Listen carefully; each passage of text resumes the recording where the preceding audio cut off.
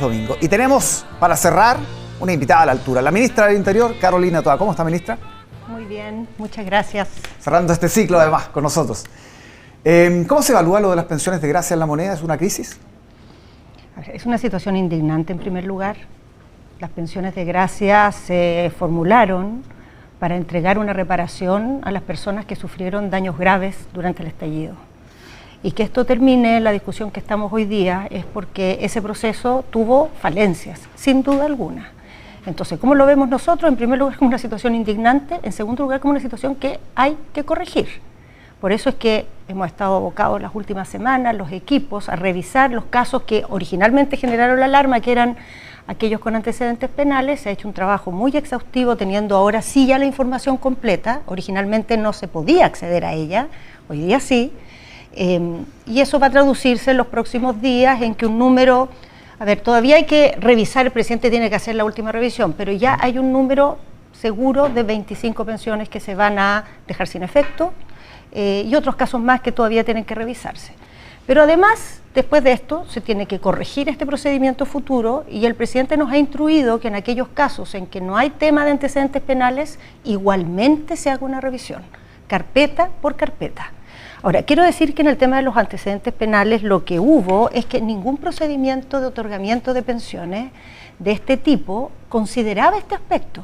Ahora nos pidió el presidente que revisáramos las otras pensiones. Hay 18.000 pensiones en Chile de este tipo. La del estallido son 418, pero hay 18.000 más.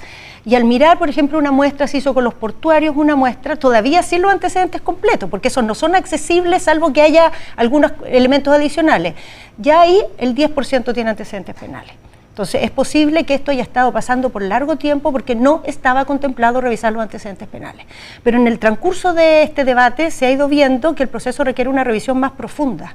El origen de esto, Álvaro, es bien complicado porque se logró en el Parlamento aprobar que hubiera una glosa para esto después de un debate que no llegó a acuerdo y se aprobaron 2 glosas. Es una cosa insólita que una ley tenga 2 normas distintas para un mismo objetivo. Entonces, en el hacer, compatibilizar estas 2 normas, quedaron bastantes vacíos.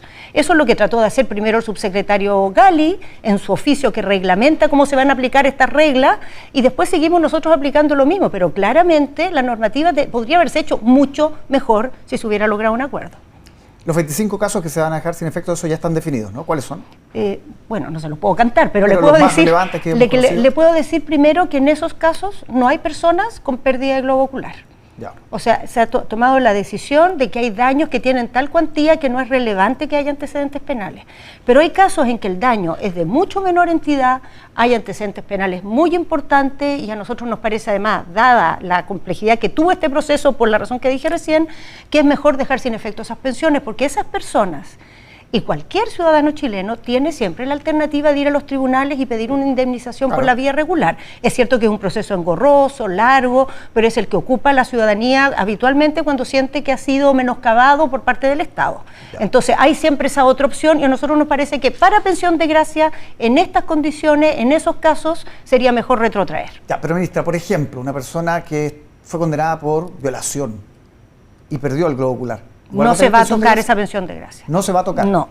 Cuando hay pérdida de globo ocular, se va a mantener la pensión, porque la pensión de gracia no es un premio al mérito. No tiene que ver con que la persona es un buen ciudadano. Tiene que ver con que está acreditado un daño causado por el Estado que es grave, que es irreversible y que tiene consecuencias severas en su vida. ¿Y eso está por sobre el gravísimo delito que haya cometido? No, el gravísimo delito tiene que ir a la cárcel, tiene que pagar por el delito que cometió. O sea, la pensión de gracia no lo exime de responsabilidad penal. No, pero la pensión se mantiene, me dice usted. La pensión se mantiene en casos de pérdida de globo ocular. En otros casos, como le digo yo, se hacen estas revisiones. Las personas que tienen antecedentes penales del conjunto de las pensiones de gracia son 69. Son 418 pensiones de gracia. Entonces, no es verdad que todos o la mayoría de las personas tienen antecedentes penales. La enorme mayoría no tiene ningún antecedente penal. Hay 69 que tienen algún antecedente penal, de distinta entidad, ¿verdad? Y la definición es que cuando hay un caso, como le decía, irreversible, de un daño severo causado por el Estado, que además en este caso está plenamente acreditado, porque la pérdida de globo ocular es algo muy objetivo, ¿no? No es algo que no genera discusión. se debiera mantener la pensión. Pero cuando hay antecedentes graves, y a veces que no son tan graves, pero el daño no tiene esas características, se está retrocediendo. ¿Cuándo se va a completar el proceso? Porque usted me decía que Estos el presidente días, lo va a tener no, que, en la comisión ya terminó el proceso, ¿ya? Evaluó todos los casos, los revisó todos y tiene ahora que llegar esas carpetas al presidente que toma la definición final en estos casos en que hay, digamos, más dudas. ¿Esta semana? Sí, esta semana. Absolutamente. Que la Fiscalía haya abierto una investigación penal, habla un poco del calado del problema, ¿no? A ver, yo considero que es positivo que se haga una investigación penal y que se despeje toda duda. No veo a primera vista, con todo lo que hemos mirado esto con mucha atención las últimas semanas, que haya delitos, pero claramente esto tuvo falencias y está bien que se revise desde el punto de vista penal si hubo algún tipo de situación inadecuada. En la mirada, hasta ahora no hay delitos, me dice usted. Hasta ahora no, pero hay problemas administrativos, pero sobre todo hay un proceso que estuvo mal concebido. Porque tú no puedes instruir al Estado que haga algo con dos leyes distintas. En lo que sucedió con el Instituto de Derechos Humanos tiene que ver con eso, ¿no? Tiene que ver con que ellos fueron mandatados en la ley para hacer un procedimiento de revisión de afectaciones laborales, pero al mismo tiempo había otra glosa que hablaba de afectaciones en el sentido amplio, no laborales. Entonces el instituto dijo, bueno, pero esto ¿cómo es? Ahora, mandatado por la ley, le corresponde hacerlo. Y por eso mientras estuvo vigente esa glosa, que fue solo el año 22, todas las pensiones, todos estos casos que hemos hablado sucedieron solo el año 22. Entonces, mientras estuvo vigente esa glosa, se tenía que aplicar la ley y así se hizo. Entonces, no es verdad también, Álvaro, es importante aclarar, cuando el Instituto de Derechos Humanos mandó ese oficio al presidente, no es verdad que eso no se contestó. ¿Se contestó? No, se contestó totalmente. Ya. O sea, el oficio entró el día 23. Ya. El día 27 hubo una reunión protocolar con todo el Consejo del Instituto de Derechos Humanos con el presidente de la República. Y ahí los integrantes le plantearon esta inquietud al presidente. El presidente instruyó que se hicieran instancias de trabajo con el instituto, se hicieron una serie de reuniones, se escucharon las aprensiones del instituto, pero se llegó a la conclusión, que es la misma a la que llega la Contraloría, que se tenía que cumplir la ley, que la ley mandataba al instituto a hacer esta calificación y que tenía que hacerla, hasta que la ley no cambiara. De hecho, el año siguiente cambió. Que no tienen las atribuciones, que tienen los conocimientos, pero las facultades. Es que sí las tienen, porque la ley de presupuesto los instruye a hacerlo. Tienen un mandato legal. Usted va a escuchar muchas veces, todos escuchamos muchas veces, por ejemplo, a los municipios que dicen que se les entregan tareas que para ellos son difíciles, que tienen dificultades. Bueno, pero las tienen que cumplir. Las tienen que cumplir porque la ley los mandata. Entonces aquí la ley instruyó eso, una ley que no dictó nuestro gobierno, que se dictó en la administración anterior, además producto de este malentendido, en que se dictaron dos normas, no una. Entonces le corresponde al instituto cumplir el mandato. Ese examen llegó a esa conclusión. Y el año siguiente ya no se repuso mientras se daba esta discusión, ya la ley de presupuesto se había presentado, pero después en la discusión se echó para atrás y no se mantuvo esto, precisamente porque había todo este debate y ya los casos, digamos, que se habían solicitado y ya se habían tramitado. Ahora, ministra, pese a este oficio, que usted me dice que esto es nuevo, digamos, que se respondió, o sea, se había dicho que no se había respondido, se siguieron validando las pensiones de gracia, pese a que el Instituto Nacional de Derechos Humanos estaba gritando, diciendo en el fondo que ellos no tenían la atribución. Álvaro, es que, a ver, hay un mandato legal. Uno tiene que cumplir la ley. Hay un mandato legal que dice los casos que vienen con un certificado de afectación del Instituto de Derechos Humanos deben tramitarse en esta solicitud de pensión de gracia. Ya la mitad de los casos se habían procesado a esa altura. Entonces no hay ninguna razón bajo la misma ley que unos se procesen y otros no. Esa es la razón por la cual, a pesar de que esto tenía todas estas dificultades, tanto en los últimos meses del gobierno del presidente Piñera, se gestionaron 127 pensiones de gracia y en el caso nuestro se gestionaron 148 en el gobierno del presidente Piñera y en el caso nuestro 270, porque la ley mandataba hacerlo de esa manera. Y como el proceso era imperfecto, porque tenía dos glosas, se hizo un instructivo que se dictó al final del gobierno del presidente Piñera y que es el mismo que siguió nuestro gobierno, que trataba de compatibilizar estas dos normas, que en realidad ya era un problema de origen. Ya, me quedó un tema pendiente en la revisión interna. ¿El gobierno va a tomar acciones, va a presentar alguna acción judicial, por ejemplo, por estas? No, por el momento no tenemos elementos para una acción judicial, pero sí hay un sumario instruido, ¿no? Porque la Contraloría en su revisión detectó 10 casos en que considera que los antecedentes que presentó el instituto no son suficientes, que debieron haberse devuelto esas carpetas. Entonces, respecto a esos 10 casos, uno de los cuales es del gobierno anterior y 9 son nuestras,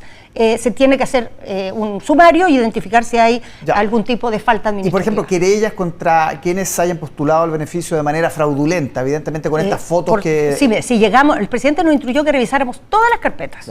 Si llegamos a la conclusión de que hay un elemento de ese tipo, sin duda lo vamos a hacer. En este momento no tenemos evidencia de ese tipo respecto a las carpetas que hemos conocido. Es verdad que la ley no pone como requisito, ¿no?, esto de los antecedentes penales, pero tampoco lo prohíbe. Y ahí hay muchos que hacen un paralelo con el caso de los indultos. Y uno dice, ¿qué lecciones se sacó de todo ese episodio de los indultos que generó este tremendo flanco para el gobierno? O sea, primero hay que decir que de procedimiento también, ¿no? es que esto pasó antes de los indultos. Sí. Entonces es imposible sacar lecciones de algo que sucedió después. Esto sucedió el año 2022. Todo este proceso fue el año 2022 y los indultos fueron en enero del año 23. Claro, no, pero el llamado de atención de la Contraloría, este llamado por ayuda, por decirlo de alguna manera, al Instituto Nacional de Derechos Humanos. Claro, pero eso no tenía nada que ver con antecedentes penales. Lo que pasa es que el instituto lo que decía era que ellos no estaban calificados para evaluar el grado de afectación laboral que una persona, sí, desmedro laboral que una persona iba a tener. Y como la segunda glosa decía que lo que había que acreditar era solamente afectación, se consideró que eso no era relevante porque bastaba una afectación. No era necesario demostrar un desmedro laboral. Entonces, realmente, a pesar de que el instituto tenía una incomodidad a efectos de cómo se estaba aplicando esta norma, no era relevante. Y además había un mandato legal. Entonces, más allá de la incomodidad, hay que cumplir la ley siempre. El informe de Contraloría, el primero, el confidencial, el que de alguna manera anticipa lo que viene y que se conoció en diciembre, el definitivo. ¿Por qué esa información, dicen en la oposición, se fue conociendo a cuentagotas? Lo conocimos a partir de, incluso después del 19 de diciembre, entiendo, ¿no? O sea, no, yo creo que no a cuentagotas, en realidad se conoció recién ahora. Porque, a ver, los informes, mientras está en proceso un informe, una auditoría de la Contraloría, todos los informes son reservados, no se pueden dar a conocer. Una vez que concluye, hay una serie de plazos para tomar acciones. De hecho, esos plazos todavía están corriendo. El último es el 8 de marzo. Y normalmente los servicios publican el resultado de las auditorías una vez que la Contraloría los publica, y la Contraloría recién publicó a finales de la semana pasada, entonces en los próximos días va a entrar la publicación del Ministerio del Interior. Es el proceso habitual que tienen las auditorías. Normalmente se conocen, cuando se conocen antes porque se filtraron, no porque, digamos, se hayan publicado oficialmente. ¿No pudo haber sido más ágil la entrega de información por parte del gobierno? ¿No hay una autocrítica? O sea, la verdad, Álvaro, es que esto ha sido además de indignante, tremendamente difícil. Cuando empezó la discusión de los antecedentes penales, lo que el Ejecutivo hizo fue ir a mirar la página del Poder Judicial y ver cuántos antecedentes penales había. 41. La página del Poder Judicial te arrojaba 41. El informe de la Contraloría arroja 58. Probablemente ellos accedieron a otras fuentes que son más reservadas, que así de buenas a primeras no son accesibles para un funcionario. Una vez que el presidente dice vamos a revocar y tiene el mandato, el equipo que está a cargo de estas tareas, de hacer ese proceso y revisar las carpetas, con eso solicita al registro civil acceso a la hoja, al extracto de filiación, que es realmente el único completo que te dice todo lo que hay. Y recién ahí, eso pasó hace 10 días atrás, se sabe que hay 69 personas con antecedentes penales. Entonces, claro que es esto muy ingrato, indignante, incómodo y para la opinión pública confuso, porque van cambiando los números, pero cambian por esta razón. Porque no se puede acceder al extracto de filiación de buenas a primera porque uno quiere saber. Tiene que haber una razón formal que lo justifique, y hasta ese momento no la teníamos. Y este argumento de la oposición que se están pagando favores políticos a quienes permitieron llegar al gobierno, digamos. Me gustaría que dijeran a qué se refieren. Personalmente he revisado varias carpetas, no conozco a ninguna de esas personas ni a lo lejos ni de nombre. Y nunca ha sido el afán del gobierno suplantar lo que es un mandato que da la ley por favores a personas conocidas. O sea, aquí se dio una discusión, y quiero decir, las dos glosas que se aprobaron, una de ellas la presentó el Ejecutivo. O sea, en la sociedad chilena hubo un acuerdo, un entendimiento de que había personas que habían sufrido un daño muy grave y que era necesario compensarla. No opaquemos eso con interpretaciones llenas de manchas y de suposiciones. O sea, aquí, ¿de qué nació eso? Es de ese fundamento. Y con ese fundamento es que tienen que entregarse las pensiones. Y si hay alguna que no cumple ese fundamento, se tiene que echar atrás. Por eso es que en estos casos dudosos, con antecedentes penales y daño que no es de suficiente gravedad, se van a retrotraer, y por eso es que el presidente le pidió a la División de Acción Social que revise todas las demás, una por una, para ver si hay alguna que tiene algún vacío o que haga necesario, digamos, revisar la decisión. El subsecretario Monsalve, que ha sido puente muchas veces, ¿no?, con la oposición, la oposición incluso en algunas otras crisis lo ha tratado, digamos, de una manera con guante blanco, dicen algunos. Esta vez sí ha presentado críticas bien fuertes y uno se pregunta, ¿va a contar con la confianza del presidente, con su confianza además? ¿Se va a mantener, digamos, pese a que se ve una ofensiva que probablemente va a ser más fuerte en marzo contra él a propósito de este tema? A ver, primero, uno no podría espantarse porque haya críticas por esto. Este es un proceso criticable. Uno esperaría que esas críticas se hagan con ponderación, porque quienes están criticando al subsecretario Monsalve, cuando eran gobierno, ocuparon las mismas reglas, tuvieron los mismos problemas, asignaron pensiones con los mismos criterios y en los casos, digamos, a pesar de que son mucho menos, hay las mismas situaciones que en el caso actual. En segundo lugar, más allá de las críticas, el subsecretario Monsalve es un funcionario excelente, hace un trabajo que todo el mundo valida y reconoce. Entonces sería una lástima debilitar ese trabajo por esto, que tiene su origen en problemas mucho más amplios que van mucho más allá de él. Y respecto al apoyo con que cuenta de parte del presidente, de parte mío, es evidente, por eso está ahí y cuenta con nuestro respaldo y nuestra confianza. La señal, ministra, ya lo decíamos, en este clima de inseguridad, las personas se indignan cuando saben que gente que fue condenada por delitos gravísimos está recibiendo esta plata. Son 500.000 pesos, ¿no? 580.000 pesos por ahí. Es que no son todas iguales. No son todas iguales, pero están recibiendo una pensión. Y es el promedio que tienen todas estas pensiones. Está bien, Álvaro, no es distinto a las demás pensiones. Ministra, están recibiendo recursos del gobierno y la gente se indigna con eso. ¿Qué se le dice? Bueno, primero, que cualquier persona en Chile, por más que tenga antecedentes penales, no hay derecho a vulnerar sus derechos. No porque una persona tiene antecedentes penales, enfrentó la justicia, fue condenada, ya pagó, se le puede arrancar un ojo. En segundo lugar, en casos en que esa afectación no es tan grave y hay estos antecedentes, ciertamente amerita una revisión. Y eso es lo que se está haciendo. Y ciertamente la gente tiene derecho a pedir, y nosotros presentamos una iniciativa en el Parlamento para eso, que de aquí en adelante, cada vez que un presidente o una presidenta entregue una pensión de gracia, tenga a la vista los antecedentes penales. No quiere decir que si los hay, no la entregue, pero tiene que saber. Eso que no existió hasta ahora, ni en estas pensiones, ni en las del carbón, ni en las de los portuarios, ni las que tienen origen social, va a cambiar hacia adelante. Porque en eso sí la gente tiene derecho a indignarse de que esto ni siquiera esté a la vista. O sea, es una falencia sin duda del proceso.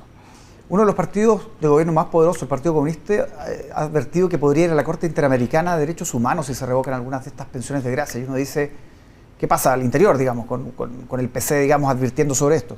A ver, el Ejecutivo cuando esto empezó, pasó por todas esas dudas, si esto se iba a poder defender ante cualquier organismo que lo revisara. De hecho, no sé si sabe Álvaro o los espectadores saben que varias veces salió en la prensa que había una disputa en el gobierno entre los que decían que se podían, digamos, revertir las pensiones y los que decían que no.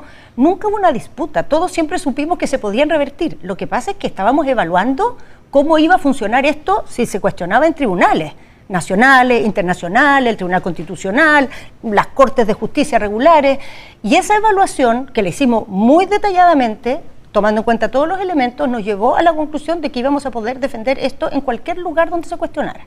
Entonces, no nos parece extraño que un partido político se haga las mismas preguntas que nos hicimos nosotros en su momento. Está dentro de sus atribuciones hacer uso de estas instancias, aunque ciertamente nosotros siempre preferimos que los partidos oficialistas estén detrás del gobierno. Cuando eso no sucede, tenemos claridad de que estamos actuando correctamente y que hemos tomado todas las precauciones para que en ningún tribunal se retrotraiga lo que decidamos. Claro, pues si se llegara a concretar un partido de gobierno presentando acciones contra el gobierno en tribunales internacionales... Bueno, a ver, Álvaro, por cierto, no es lo que uno quiere, pero hay tantas cosas que uno no quiere, uno tiene que enfrentar lo que le toca, ¿no? Y creo que el gobierno en esto tiene una posición sólida y creo que en la medida que se vaya conociendo el detalle de cómo fueron estos procesos y por qué hemos llegado a esta conclusión, eso va a ir también allanando una comprensión, ¿no?, de las decisiones que se han tomado. Eso esperamos. La UDI pidió un proyecto para revocar las pensiones derechamente.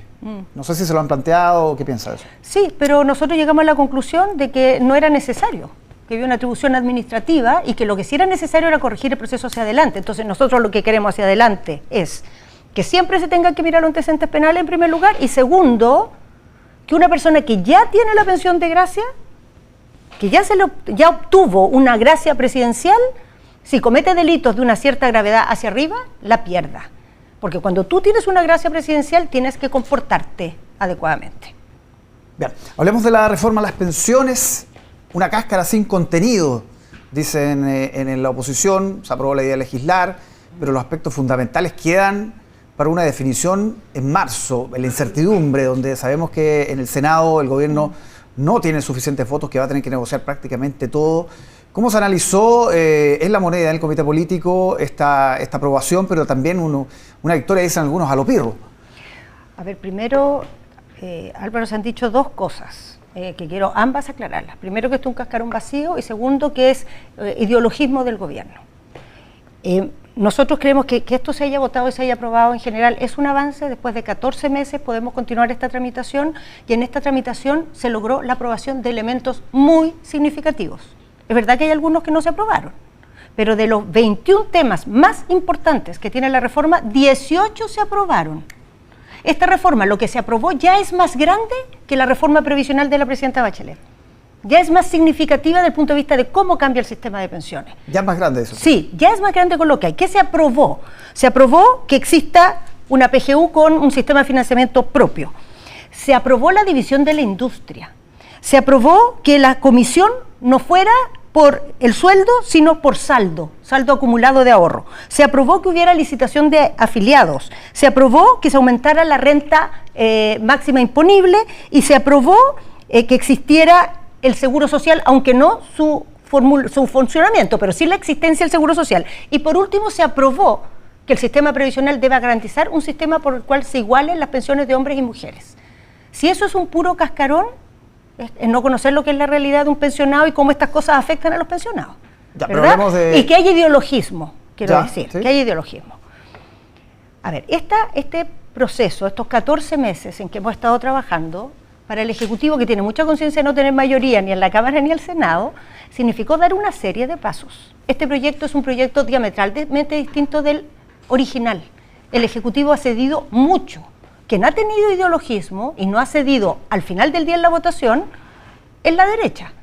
A pesar de que en las conversaciones el ánimo es muy distinto, hay muchos temas en que parece que estuviéramos a punto, a la hora final, mayoritariamente votaron cosas en contra. ¿Qué pasa sin embargo, quiero decir, cosas que cambió el Ejecutivo. Primero, originalmente nosotros derogábamos el decreto ley 3.500, ya no lo derogamos, le hacemos cambios. Segundo, nosotros partimos con 6-0, todo a Seguro Social, ahora estamos 3-3. Lo mismo que proponía Piñera en su gobierno. O sea, si eso no es ceder.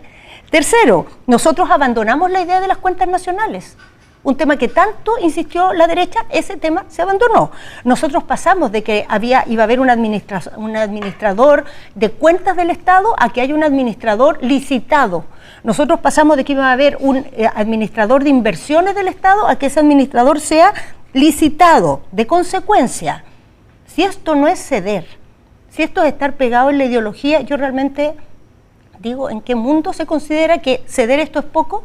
Y no es un ideologismo no reconocerlo y no entregar el beneficio de la duda para que se apoyen algunos de estos mecanismos, los cuales nos acercamos muchísimo en las conversaciones. Ya, pues varias cosas. Primero, lo que dice la ministra Jara hoy día, ¿le toca a la oposición ceder ahora entonces? Sí, pues, pero nosotros siempre estamos dispuestos a buscar, a ver, nosotros sabemos que somos el Ejecutivo y que tenemos la responsabilidad principal. Entonces nosotros no nos vamos a sentar a esperar, no, nosotros vamos a ir a trabajar con los senadores. Todo se vuelve a discutir en un segundo trámite.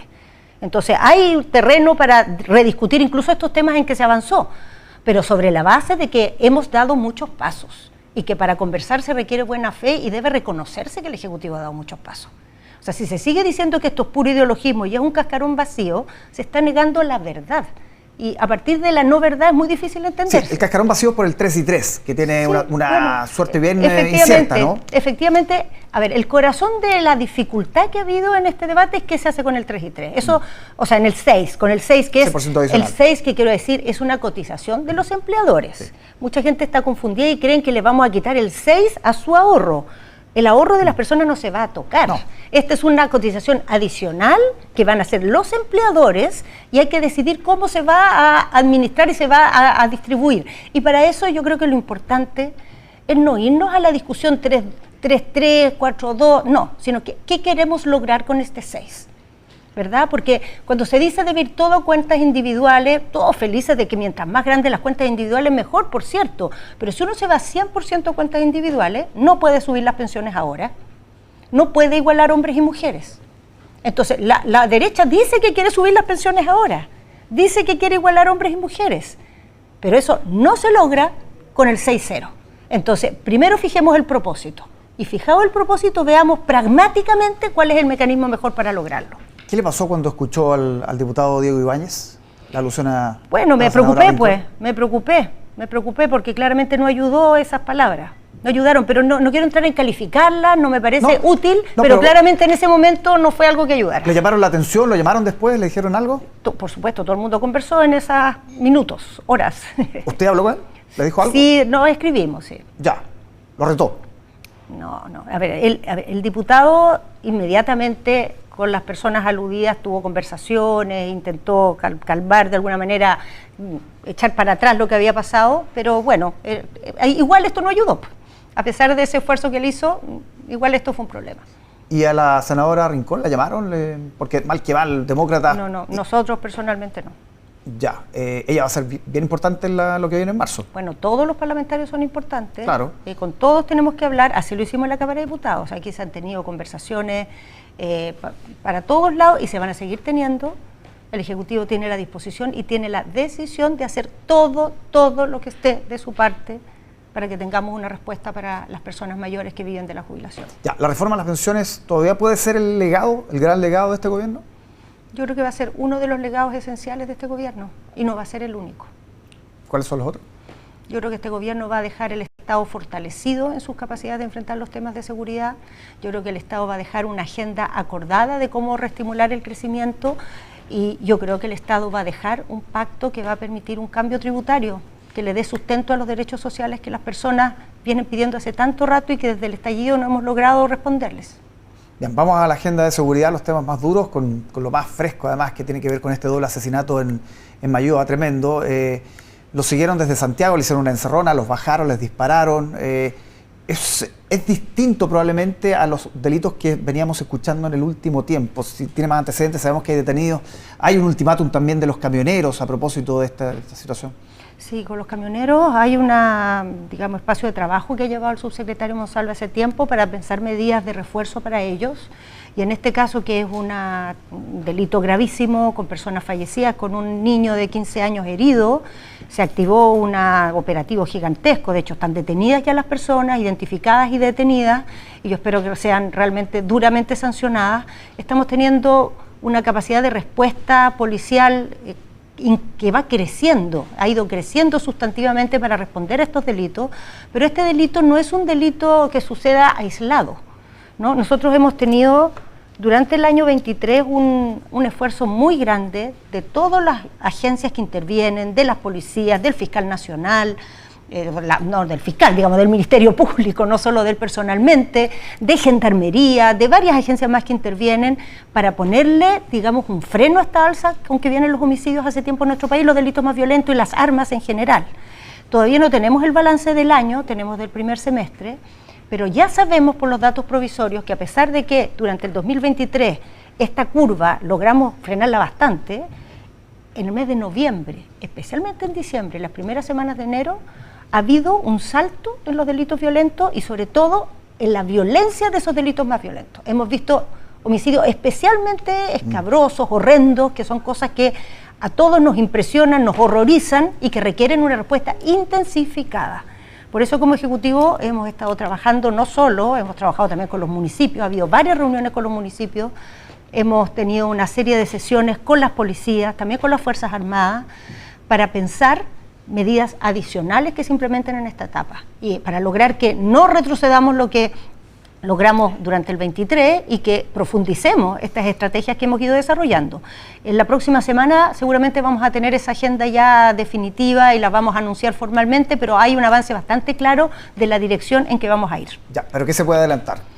A ver, criterios generales, ¿no? Primero, el foco está principalmente región metropolitana, ¿no? Región metropolitana ha resultado particularmente compleja, es muy grande, son muchas comunas, las necesidades son infinitas en distintas realidades que la región tiene. Entonces el foco aquí va a ser hacer un refuerzo muy significativo, extremando todas las posibilidades de presencia policial. Eso se va a hacer de varias maneras.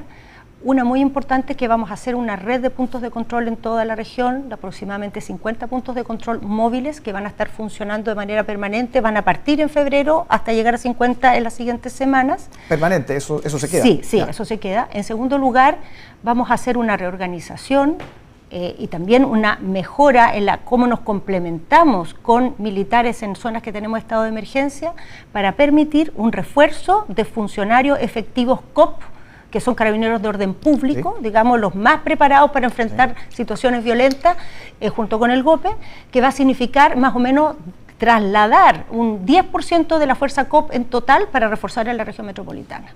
Y tercero, hemos trabajado y estamos viendo los mecanismos con algo que a nosotros nos preocupaba y también le preocupaba mucho al alto mando de Carabineros, para hacer una gestión y bajar los niveles de licencias que estamos teniendo en Carabineros, que en algunos lugares son extremadamente altas, anómalamente altas, y para eso hay una serie de medidas de gestión que vamos a desarrollar que van a tener por objeto atacar ese punto. Ahora, el detalle de esto lo vamos a dar a conocer en los próximos días, lo hemos estado pimponeando con el presidente, desde sus vacaciones no se desconecta, pero lo tenemos que formalizar ahora que regrese, y ahí los vamos a poder informar de manera más completa. Militares se están pidiendo algunos alcaldes, incluso del oficialismo, como el de Estación Central. ¿Eso el gobierno lo descarta, militares en la calle, por ejemplo, en puntos específicos de la Estación Central? A ver, primero, el Ejecutivo tiene en el Parlamento un proyecto que presentó el presidente Boric para poder desplegar militares de protección de infraestructura crítica, como por ejemplo estaciones de metro, estaciones intermodales, estaciones de trenes, por ejemplo, similar a lo que mencionaba el alcalde. Esa modalidad hoy día no está vigente todavía, hay que tramitarla en el Parlamento, nosotros no la descartamos. Pero en esta vuelta que yo le decía de reuniones, que además hemos tenido muchas reuniones con técnicos y expertos, la posibilidad de irnos por el camino de estado de emergencia parece mejor esta alternativa de reforzar presencia policial. A ver, estado de emergencia, nosotros hemos tenido en la región metropolitana estado de emergencia en el año, además del 22, el 22 es el año que más aumento ha habido de homicidios. El segundo año que más aumento ha habido de homicidios es el 2020.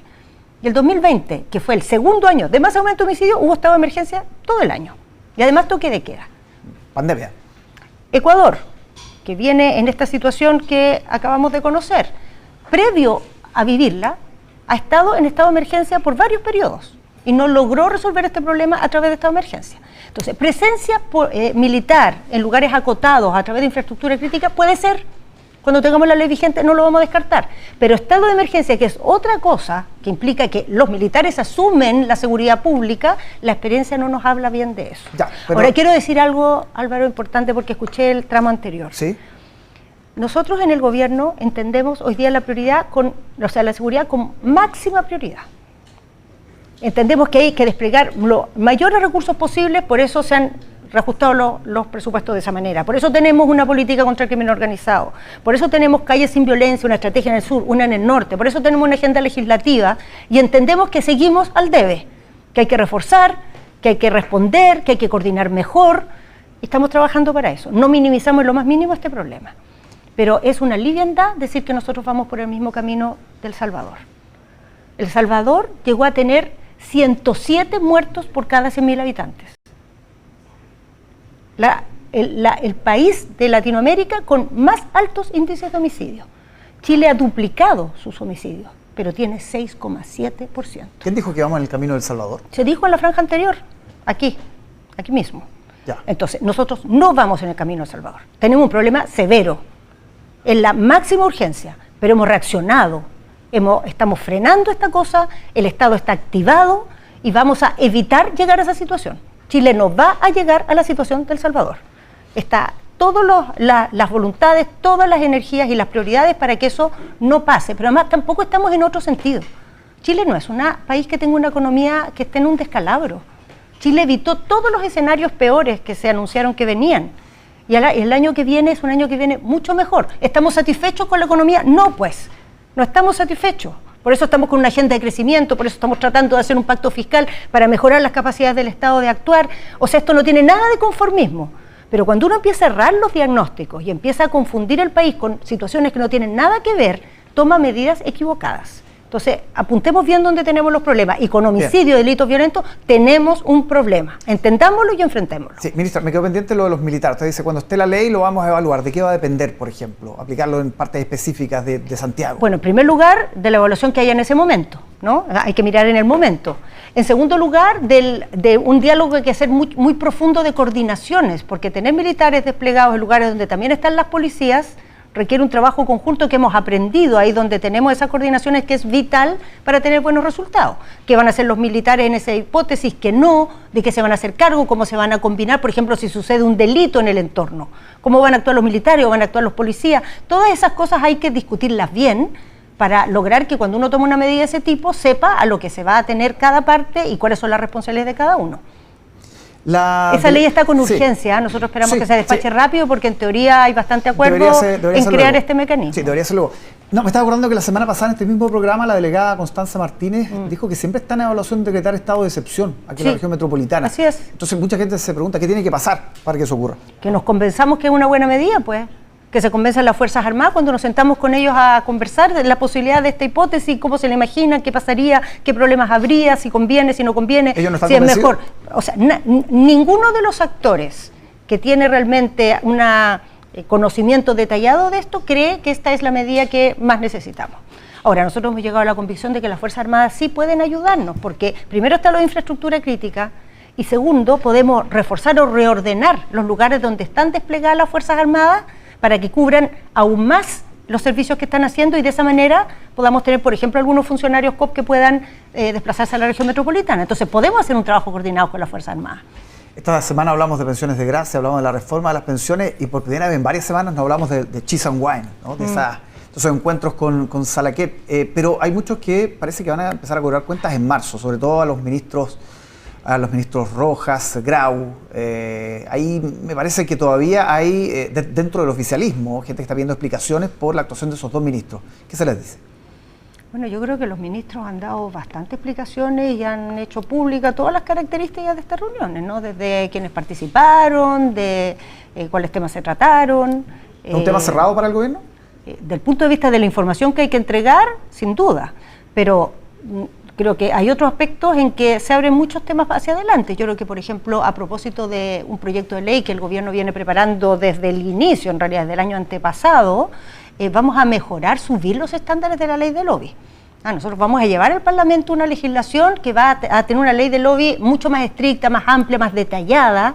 Hay muchos ámbitos en los cuales se ha interpretado la ley de lobby de distintas maneras, en distintas etapas, porque es muy genérica para definir ciertas cosas, es necesario hacerla más detallada. Aquí de hecho se vio, ¿no? Una discusión de no es, cuándo es.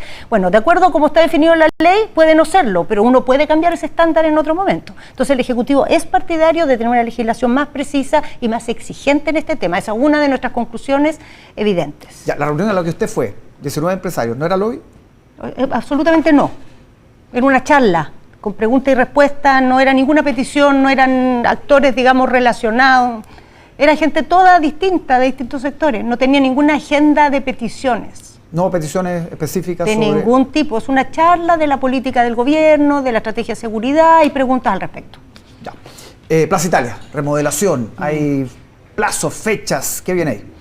Bueno, ya viene en primer lugar, ¿no? Es muy importante lo que ha pasado ahí, Álvaro, porque se lleva mucho, antes del estallido, ya los gobiernos, tanto de Piñera como de Bachelet, llegaron a la conclusión de que la Plaza Italia y la Alameda requerían un mejoramiento y una remodelación sustantiva. En nuestra avenida principal está en estado precario, es extremadamente desigual, no es un lugar que nos dignifique, es un lugar que muchas veces da pena, y con el estallido esto solo se agravó, ¿no? Empeoró, pero ya venía de antes. Sí. Y hasta ahora nunca se había logrado un acuerdo para hacerlo. Siempre por los desacuerdos de la política, igual que con pensiones. Por los desacuerdos de la política pagaban los santiaguinos y los chilenos, porque en realidad es un espacio que de alguna manera para todo Chile, una avenida y una plaza en malas condiciones. Ahora se ha logrado revertir eso. Hemos logrado un acuerdo en que está incluido el gobierno, está incluido el gobierno regional con el gobernador Orrego, están los municipios donde está la alcaldesa Iracy Hasler, la alcaldesa Evelyn Matei, el alcalde de Estación Central, el alcalde de Lo Prado, todos de acuerdo en lo que vamos a hacer. Y en esa línea de acuerdo ya hay un diseño licitado ya tiene todos los permisos el proyecto de todos los ministerios y municipios que intervienen.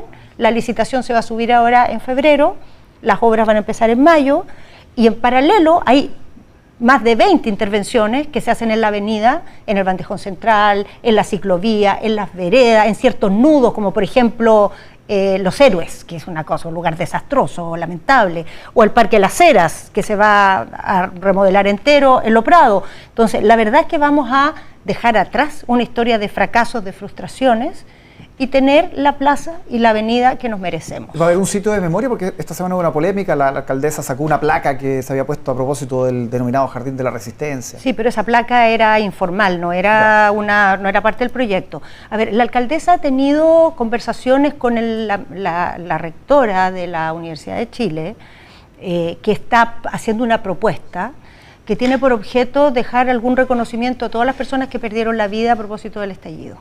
Y ha sido una conversación muy fluida, muy distinto de lo que pasó con esta placa que alguien puso, que no era el proyecto, porque lo que se quiere hacer ahí es recordar un momento muy duro que vivió Chile y las personas que de alguna manera sufrieron las consecuencias de esto, que perdieron la vida por esta tensión, esta crisis tan grave que enfrentó nuestro país. Y yo confío en que en eso, si se hace bien, como hasta ahora se ha buscado hacer, sin estar en la polémica chica, sin tratar de cobrarse cuentas, sino tratando de desarrollar una propuesta al país, a la sociedad que dé cuenta de este hecho histórico, vamos a lograr una buena fórmula. Veíamos las imágenes, se ve el plinto. El general Baquedano suponemos que no va a volver. ¿Qué va a haber ahí? No, a ver, no se pone nada ahí porque eso se tiene que decidir en un proceso que va a ser participativo, en que va a participar ciertamente el municipio, que es donde queda la plaza, y la sociedad, que de respecto a esto ha discutido tanto, para que ahí tengamos el monumento que mejor, de alguna manera, represente a la sociedad chilena. No puede ser un monumento de disputa. Tiene que ser un monumento de unidad, de reconocimiento, que como sociedad nos proyecte. Entonces eso todavía no está definido, por eso sale vacío. Pero todo lo demás está definido. Bien. Todo lo demás está diseñado y en el fondo, términos gruesos, lo que conocemos como la rotonda, se va a correr hacia el norte y va a ser un gran parque, y la avenida va a ser una avenida solamente, sin rotonda. Y con eso vamos a ganar un gran espacio público, que más va a conectar los parques, el parque que viene desde Providencia hasta el parque forestal. Exacto. En una continuidad. Un viejo anhelo además de los urbanistas. Así es. Ahora